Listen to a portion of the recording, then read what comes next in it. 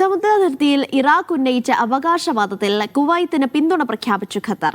മേഖലയിൽ കുവൈത്തിന്റെ പരമാധികാരത്തെ Iraq മാനിക്കണമെന്ന് Qatar ആവശ്യപ്പെട്ടു.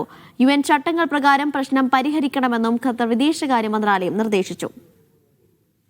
സമുദ്രാതിർത്തി സംബന്ധിച്ച് ഇറാഖ് ഈയിടെ ഐക്യരാഷ്ട്രസഭയിൽ സമർപ്പിച്ച പരിഷ്കരിച്ച ഭൂപടം, നാവിക പട്ടിക എന്നിവയുമായി ബന്ധപ്പെട്ടാണ് ഖത്തർ വിദേശകാര്യ മന്ത്രാലയത്തിന്റെ പ്രതികരണം.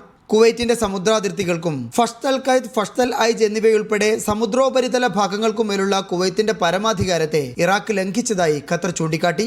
സമുദ്ര മേഖലകളിലും അവിടങ്ങളിലെ ഭൂപ്രകൃതിയിലുമുള്ള കുവൈത്തിന്റെ പരമാധികാരത്തിന് പിന്തുണ നൽകുന്നു. ഇക്കാര്യത്തിൽ 1982 UN സമുദ്ര നിയമ ഉടമ്പടി പ്രകാരം പരിഹാരം കണ്ടെത്തണമെന്നും ഖത്തർ വിദേശകാര്യ മന്ത്രാലയം ആവശ്യപ്പെട്ടു. കുവൈറ്റ് അധിനിവേശത്തിന് ശേഷം 1993 UN നിശ്ചയിച്ചതു പ്രകാരം 216 കിലോമീറ്റർ അതിർത്തിയാണ് ഇറാഖും കുവൈത്തും പങ്കിടുന്നത്. എന്നാൽ സമുദ്രാതിർത്തി നിശ്ചയിക്കാനുള്ള തീരുമാനം ഇരു രാജ്യങ്ങൾക്കും വിട്ടുകൊടുത്തിരുന്നു. ഇതുപ്രകാരം 2012 രാജ്യങ്ങൾ ഇക്കാര്യത്തിൽ കരാറിലെത്തി. ഇതിൽ രണ്ടു രാജ്യങ്ങളും പങ്കിടുന്ന പേർഷ്യൻ കടലിലെ കോർ അബ്ദുള്ള വാട്ടർവേയുമായി ബന്ധപ്പെട്ട തീരുമാനം ഇറാഖ് സുപ്രീം കോടതി അസാധുവാക്കിയതോടെയാണ് പുതിയ പ്രശ്നങ്ങൾക്ക് തുടക്കമാകുന്നത്. Media 1 Doha.